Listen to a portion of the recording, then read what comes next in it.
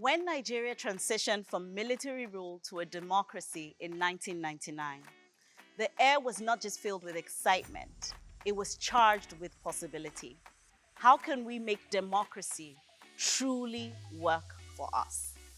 In 2023, voter turnout fell to 27%, down from 34.7% in 2019. A clear signal that citizens' trust in the democratic process is fading.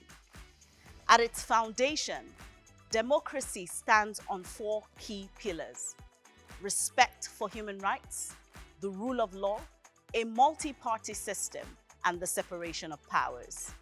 These principles are meant to guarantee fairness, accountability, and justice. Welcome to another episode of the Leading Woman Show Season 4, themed The Nigeria We Want, brought to you by our partners, the National Endowment for Democracy and Luminate. I'm your host, Abosede Jojogan. In this episode titled, Making Democracy Work for Us, we will examine expectations versus outcomes, focus on the wins, look at best practices, and explore the systemic shifts needed to accelerate our progress.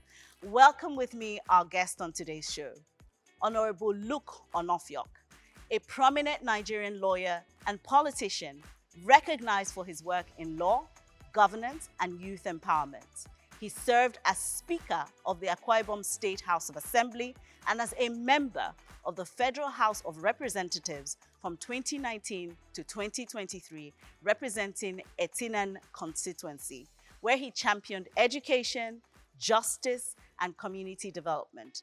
We also have Toyin Akini, a philanthropy and global development leader with nearly 2 decades of experience spanning governance, media development, and social justice. She currently serves as Vice President at Luminate, where she leads the organization's work in Africa at the intersection of technology and socio-economic justice, ensuring inclusive decision-making and equitable systems. We also have Adebola Williams, the chairman, AW Network, and founder of Red for Africa, the continent's largest portfolio of youth-focused media brands, including Red Media Africa, Statecraft Inc., The Future Awards Africa, and whyniger.com. Adebola has been profiled by Forbes and CNN as the man who helped elect a trifecta of presidents in Africa. It's really good to have everyone on the show. I'm sure you cannot wait to dive into this conversation. So let's dive in.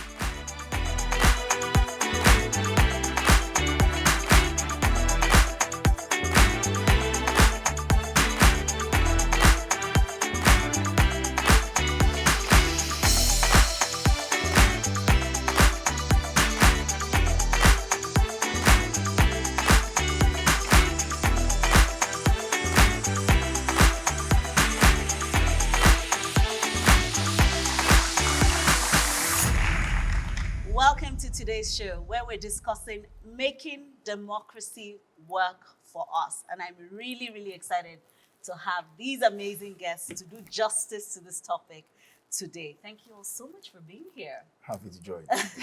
Great to be here. Okay, great. So I think Nigerians are going to be counting on us to have this really difficult conversation. How do we make democracy work for us? Right? Because at the dawn of the era when we became a democratic nation, we all rejoiced. And so I want to start 26 years later.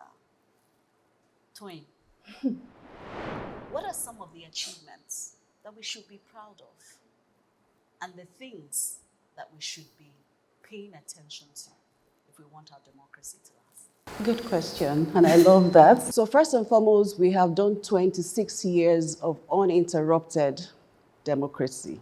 That is good, and that is something that we should cherish and try to protect.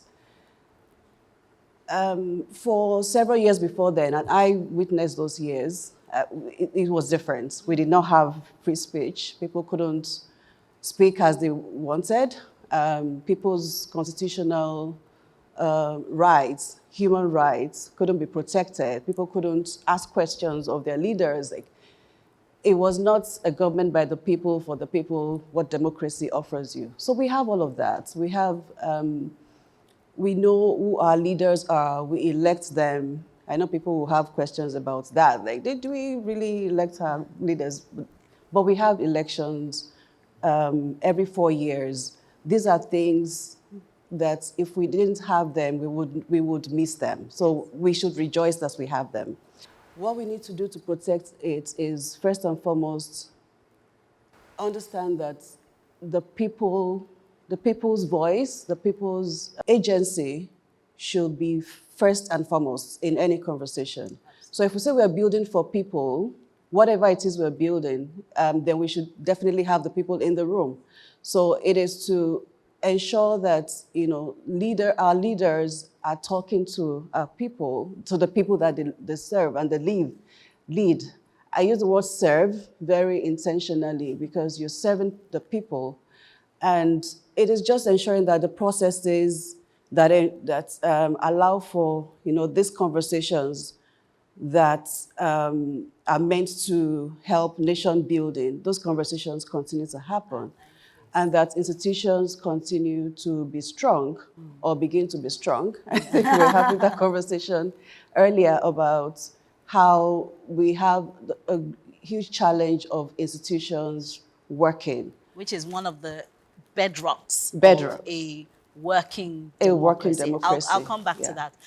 Honorable Onofiok. Yeah, we are not where we ought to be, but we are not where we were yesterday.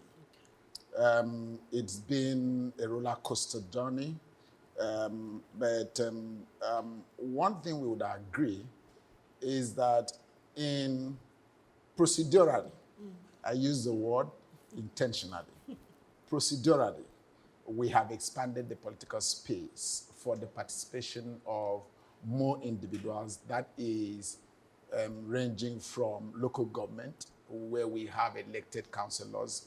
This was not present during the military administration.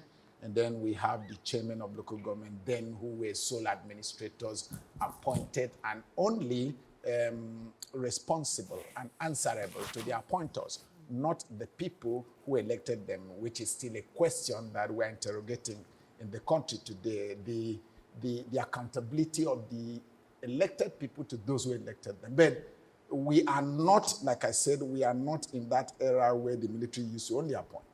And then we get to the under military era, we don't have the National Assembly except the experiment we had in 1992, a mixture of for the president as a military administrator and then the National Assembly of that 92 era.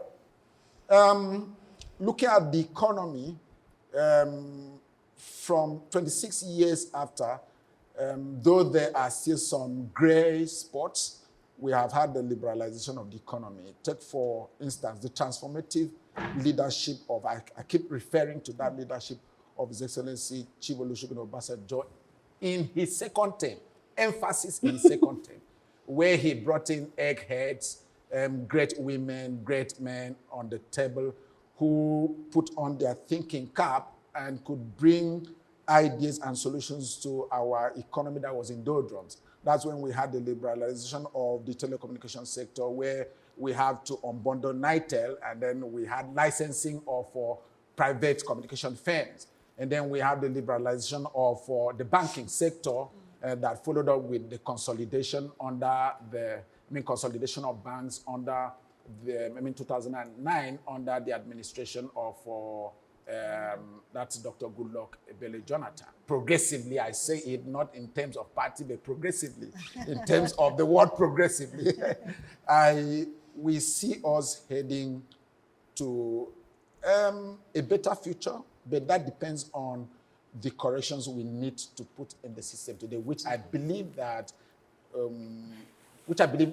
is what we are doing, holding this conversation, and then moving from just talking to try to see how we can make a call to action, and then we have the political will to execute the things. Because if you want to talk about this good ideas, lofty plans and programs to get this country to where we have it in abundance. We have it. The challenge today is the political will Execution. to execute I them for love the that. betterment I love of the that you people. introduced that word. Yeah.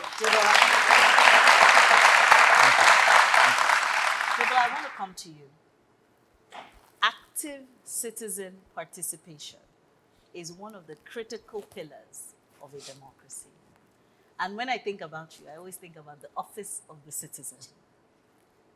Why do you think this is important? Thank you.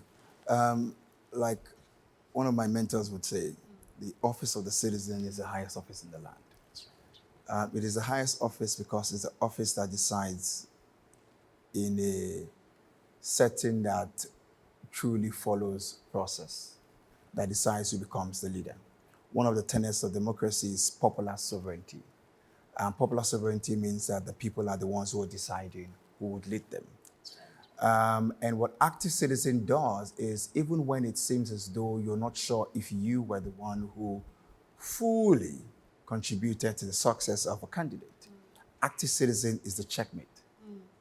Is a part where you then say, how do we ensure that the leadership we have delivers its promise and upholds what it means to sit in the office of a governor, of a chairman, of a councillor, of a president, of a member of House, of a Senate?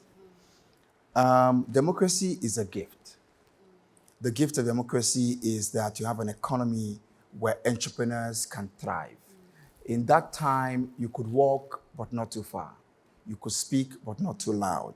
In today's world, you have young people who are, screaming at the top of their voices, who are using social media powered by one of the greatest gifts of democracy, telecommunication, which led to internet connection.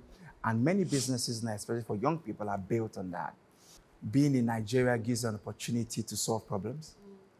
Being in Nigeria gives an opportunity to be part of those who are writing the history of the country that will be referred to 30, 40, 50 years from now.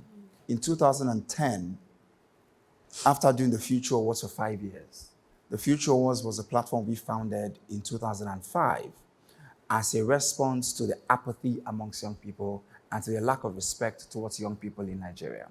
We founded the Future Awards because we wanted young people to be validated, and we wanted them to also, in the validation, validate other young people and inspire them to do great things.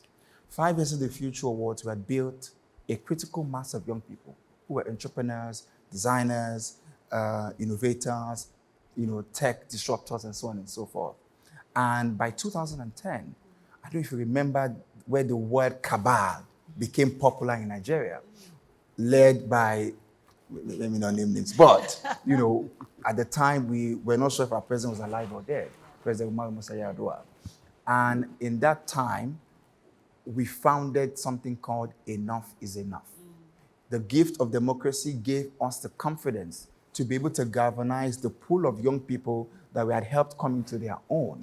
And then we went on the street in 2010 to demand that the president, Goodluck Jonathan at the time, who was vice president, be made as a substantial president, while we what's going on. Yes. And that was a part of active citizenship. The citizen is no longer a bystander. You actually have more power than you imagine. And the beauty of today, as I close, is that the power of social media, that phone you hold in your hand, can do much more, than you imagine. One tweet, one Instagram post can go a long way, in changing things. Deborah, I'm sure that the people are going to want me to ask you a follow-on question, which I'll come back to, and I'll give you time, because people turned on their phones in 2020, and you know what happened. I'll answer that. And people I'm have excited. felt silenced. I'm excited about that after question. So we'll come back to it. I'm waiting for you. But Toyin, separation of powers, it protects our democracy. Right. Right? And it ensures that things like voter suppression, violence against, whether it's women or people who run for office, it really allows us to have a working democracy. How do we ensure that we have real separation of powers in our democracy? That's not a tough question, but I think it's also complex. Yes. Because it is a symptom, whatever it is that we say about separation of powers, whether I don't want to say it exists or it doesn't exist, but we do know that a functioning democracy should have separation of powers. And one way to test that is through how each of the arms function and how their activities and their decision-making power shows forth, and how people receive this. We know what democracy should offer, we know what it should be, but we haven't clearly accepted that, and we're not allowing it to show forth in the way that, say, the executive, for instance, is allowing, the constitutionally provided, policies and terms to function. And so I'll go back to what the citizens can do and should do, and I guess that ties to the question you were asking earlier about the Office of the Citizen. It is understanding what separation of powers should be and demanding that to happen. It is understanding when it is not happening and how to hold power to account, because it is power that causes an arm of government to overreach, to overextend itself. It is us understanding the true cost of democracy not working in all its forms, in all its shapes and forms, in the inclusivity that we should have, in the way that our executive looks, in what our National Assembly, what it looks like. And we've talked a lot about, women being represented, youth being represented, those arms of government looking like the country that we're in. If we have more than half the population being youth, where are the youth in government? If we have half the population being women, where are the women in government? So it is about testing what the Constitution says. It is about testing what the available policies and legislation say. And again, I'm taking it back to the people because, again, like he said, you have the highest power. So why don't we test that power and demand what is ours? It essentially lets democracy work in the way that the powers are separated. I really love that you're saying that the people should test the power. Yes. Honorable Onofio, before we go on a break, they're always telling us to hold our leaders accountable. As somebody who's been elected, and you are the one they were saying we should hold accountable, give us, before you go back and run again, tell us how to hold you accountable for real, for real. Okay, I'm going to, which leads me, the question you asked, would lead me to make a comment about the position canvassed by Debola and Tosin on the citizen and the doctrine of separation of power, which were all channeled towards accountability of elected and even appointed officials. I served as the Speaker of the House of Assembly, and then I have seen things work practically.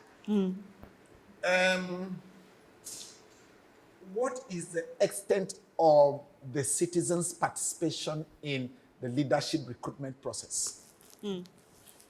That's what we should interrogate. As long as we've not had constitutional amendment to allow for independent candidacy, that means that you must fly the flag of a political party on the election day. It's the political party that puts you on the ballot. Yes. What is the extent of internal governance of our political parties? How do candidates in political parties emerge? Because you cannot just come midway to ask me to be accountable to you when I don't realize that my powers come from you, the people. If my power comes from a godfather, if my power comes from how fat and big my pocket was, I am going to do acts 100%. and work in ways that will make me tend towards the things I feel that propelled me to that political office. And so how do we make it work? Let's look at the leadership recruitment process starting from the party primaries. And that means that everyone must become a member. You must choose a political party. And you must participate in the activities of that political party. So you're saying every Nigerian You that is 18 and above should be part of a political party? Should be part of a political party. That's the only way you can effect change. You can't effect that change from outside. I came from an activist background as student union government president of the university. And then I wanted to get involved in politics. I wanted to become a councillor in my place. And I went home, and then the people told me, you've been doing your politics, you're a metropolitan politician. You are not involved in party politics here. And that was my first baptism of fire. And so if you want to hold me to account, participate actively in the process that leads me up there. Yeah. That's a perfect time to take a break, and we'll continue this interesting conversation when we get back. Welcome back to the show. We're still discussing making democracy work for us. So, Debola, I want to start with you and talk about the youth. As we know, they're majority of our population. But after 2020, and we know what happened then, NSARS, a lot of young people feel their voices have been silenced. They feel participation, and then if we take the voter turnout in the last election as well, that dwindled by over 7%. They didn't show up, right? Because they feel that their voices are going to be silenced, the space is no longer safe or accessible. Or it doesn't really matter if they show up or not. What would you say to young people who are in this category? I'm going to take it back to talking about active citizenship, and you referenced 2020. Yeah. And I think that the first lesson that young people need to learn is we need to organize beyond anger. Can you break that down? Yes, anger are moments or sparks, and they create attention on an issue. Structure sustains. When we founded Enough is Enough in 2010, myself and Chude, with the co-founders who were invited to join us, we ran about 4 or 5 protests, and then we stepped away. And we handed over the leadership to Yemi Adamalekun, who has been the ED for the last 14 years, because we wanted to build structure. And because we knew that we weren't necessarily activists, we were active citizens who wanted to force a system to recognize, capacity, talent, competence, and put the square pegs in the square holes, or the round pegs in round holes. Yeah. And so we did that.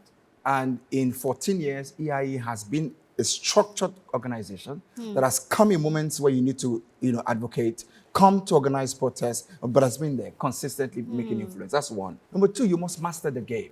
Power respects strategy. It's not enough to just wish. You've got to figure out what is the strategy. And you've got to understand the lay of land, how it's being run at the moment, and figure out your own strategy, which you want to counter. People say politics is dirty. I tell you, my friends, politics is not dirty.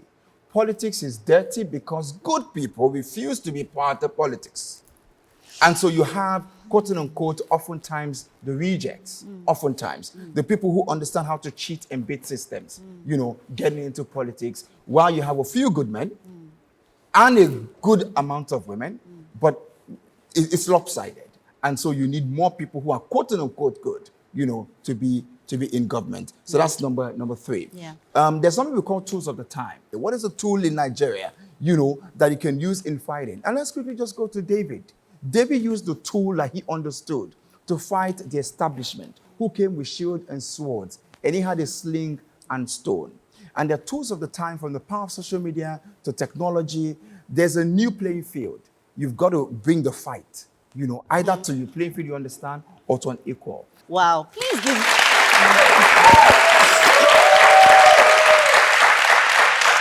I just want to thank you for that, because I think that was a masterclass in why, when people say why I would not participate because the system doesn't work. I'm tired.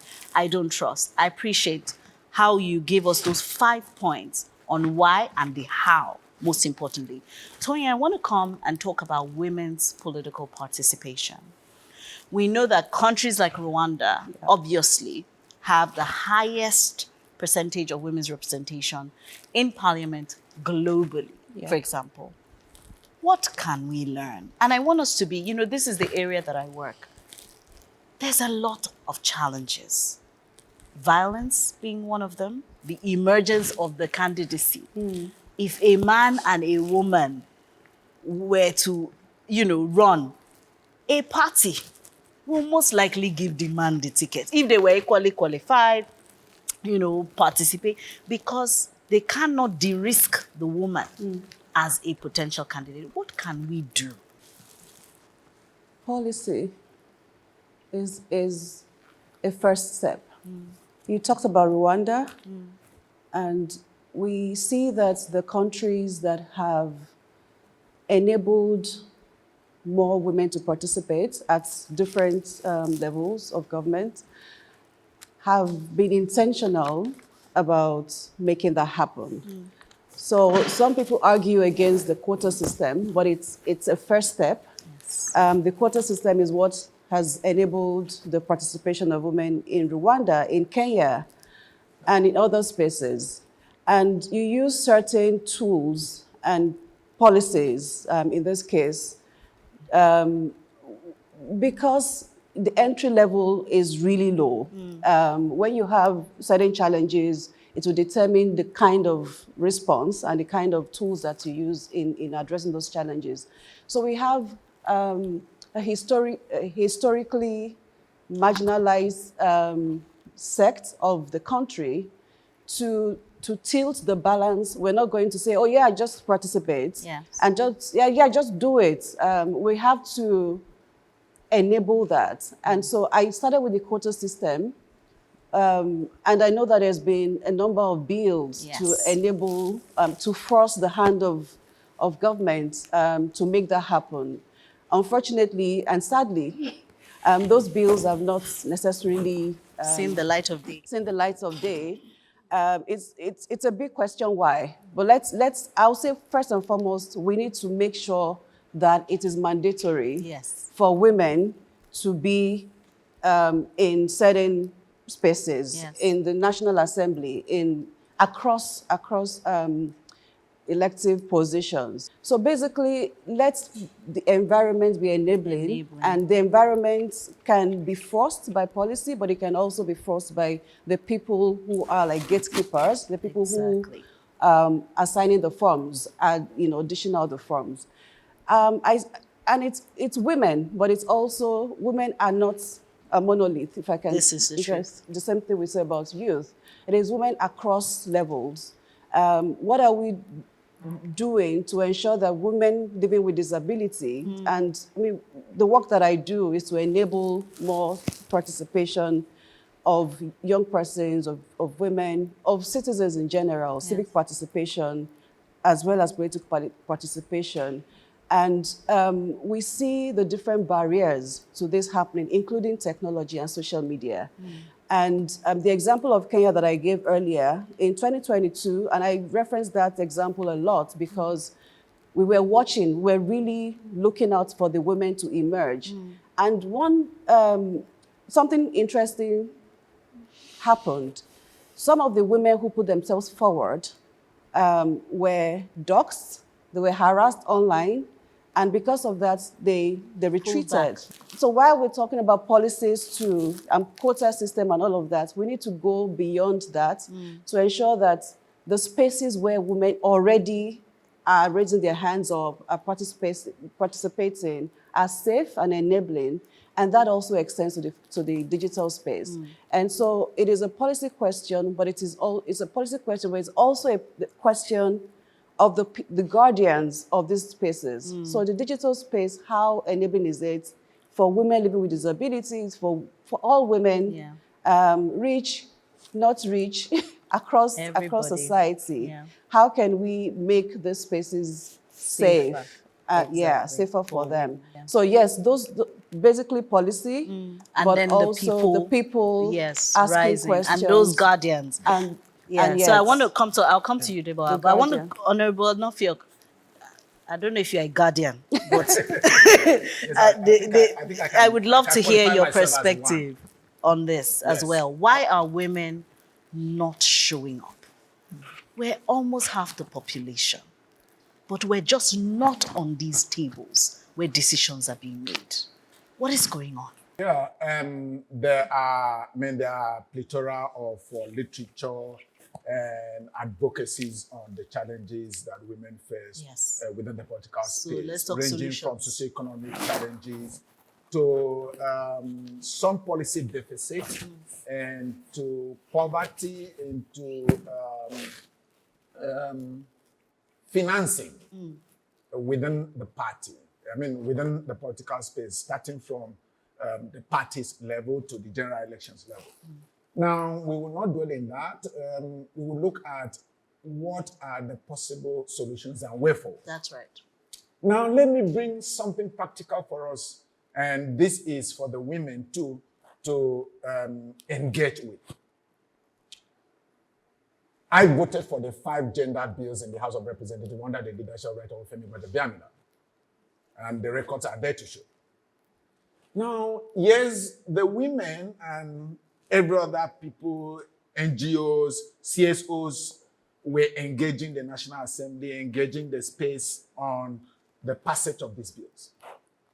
But the energy we saw after the passage of these bills, through the protests that the women laid to the National Assembly, this is a personal opinion now, that if we had seen that kind of energy brought to bear before the passage of this bill, that would have counted, and maybe, I don't know what would have been a counterfactual, but I feel that would have counted in favor of the women, because it would have shown to the entire world, it would have shown to the populace, and it would have pushed the legislator to a point of seeing everything they are going to do from the perspective of that women's mass movement. Now, I want the women to engage the executive. Whether in developed democracy as America or today in Nigeria, the executive holds the power to get so many things done. With due respect to the legislature across board now is kowtowing to the executive. It's clear. Let me start with America. The president had a big budget bill, and he has had a way to get the legislature to pass that bill. So I'm using America as an instance in this case. And then I come back up. Whatsoever the president of a governor or a governor, this is the reality on ground. There are not too many legislators that can stand against whatsoever the president or the governor wants. This is the reality on ground. The president wants, or the governor wants, a particular person or individual to become the headship, the presiding officer, whether as speaker or Senate president. It has happened in this country, and that is exactly what will happen. Why am I bringing this analogy? The president, in this context now, if the president wants the bill, gender-related bill, reserved seats bill, to be passed, the president has a way of getting the National Assembly to do it. And so if the women can begin to put themselves together and engage the president at this level, and say, the president, as we go into the next election, let's look at the demographics, let's look at statistics, data in previous elections. And everywhere I have been a grassroots man, and even to the state level, I understand that the greatest number of voters are the women. Even when because finances are used in mobilization, even when finances are put on top of the table to mobilize for voters, to mobilize for political engagement, you would always hear at that table advocacy being made. Or if the youth are given, for instance, 5 naira, we should preserve 20 naira for the women. You know, they are always in large numbers. So why don't we begin to think of the women beyond that role of just mobilization, mobilizers for the general elections or for political purposes? So let's engage the president. Let's engage the governors forum and get them to understand why this has to be so. Now let's see what the women... if we leave you. Finally, sir. Finally. Okay, so let's see what the women in the corporate world did to make for board diversity. So we should apply that Let's same. apply it and let's engage them. Let's start from that. No, I feel you've given us a strategy. Thank you very much. Give him a round of applause. Because we as Willard will take the strategy. Debola, I'd love you to lend your voice to that before we go to audience questions. Sure. I think for me, it would be one, women need to begin to view their power differently. So let's give the women 20 naira because they are whatever. Yeah. Women need to stop collecting 20 naira. Market women need to galvanize and say, because we are this amount of us who are going to cast a vote and make you win, this is what we want. Yeah. Politics is about negotiation. When parties come together and become one, it is because they say, you are bringing this, you are bringing that. Interests. Yes. When people form coalitions to run an election, it's because they assume that you have this audience, you have that audience, you come. But oftentimes it is the men who are at the table. You have money, you can bring the North, you can bring the South. If you can bring the women, you should be on the table, not to follow and wait for them to tell you what you deserve, but to negotiate in confidence and say, based on the amount of votes we're going to bring to you as a bloc, we want 3 seats here, 2 seats here, 1 seat there. So women will step into their power to negotiate. Number 2, women must fund women in elections. Yes. Women cannot allow other women continue to run to men to look for money when it's time for election.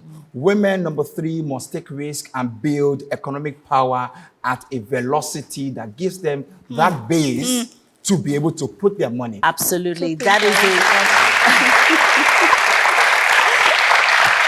We'll take another break, and when we return, we'll take some questions from the audience. We're still having the conversation, making democracy work for us. And now we're going to take one audience question. The conversation has been very interesting and intriguing so far. I'm grateful for that. However, I have a question, and it's around women. It's around women in power and politics. Many women face intimidation and harassment when they step into politics. So what are the protective mechanisms that can be put in place to provide a safer space for the women to participate? Thank you. Thank you very much. Tony, I'm going to invite you to respond to that and then share your final thoughts. So 2 things that I'll say, and this will also be my final thoughts. We need to negotiate better. We've said that earlier. We need to negotiate women's position in governance, women's participation in governance. And I think a critical point to negotiate, or a critical point to bring to the negotiation table, is the economic costs of not doing that, of not having women participate. Absolutely. And we have examples, obviously, from women participating in corporate spaces, and there's data to show what this means. Benefits, and the benefits of this to those corporations. And so there's also data backing up the need for women to participate in governance and other decision-making positions. And so that is a key point for women and others who are negotiating this. And then the second point is allyship. We've all talked about women need to do this, women need to do that. The challenge is not only a woman's problem, it's not a woman's challenge. It is a societal challenge if half of your population is silent and is not participating in critical decision-making processes and conversations. So it is a systemic issue, it is a societal issue, and so we need allyship from the other side. Yes. And so let's make it what it is, a societal problem And that not requires just the women's everyone, one. not just women, trying to tackle the problem. So these 2 things, in addition to everything else that we talked about earlier, I guess will be a first step in addressing this challenge. Fabulous. I agree with you. All right. Honorable Nofio, closing thoughts. Okay, my closing thought is that you cannot have a functional democracy without a vibrant opposition. We need to allow the opposition political parties to thrive. We need to allow them to organize themselves. And then when we talk about women, let's look at what other women are doing. They are taking seats in the table at higher political offices in Europe and in Southern America. So we Let's should do see that. what they did. Let's copy base global practices Yeah. and then begin to adapt it and apply in local circumstances. Fabulous. Thank you very much. Debola, your closing thoughts. Power is not served a la carte. Oof. The citizen is no longer a bystander. The social media and your mobile phone is beyond something to scroll on Instagram and Twitter. It's a place to learn, to understand how politics work, to understand global politics, to understand, your local politics. It's a place to seek knowledge. It's a place to galvanize and bring yourself together in groups to form a power block to be able to negotiate on that table where power is not served a la carte. It's a place to build economic power because you need economic power to be able to, challenge the systems or even just create your own political path.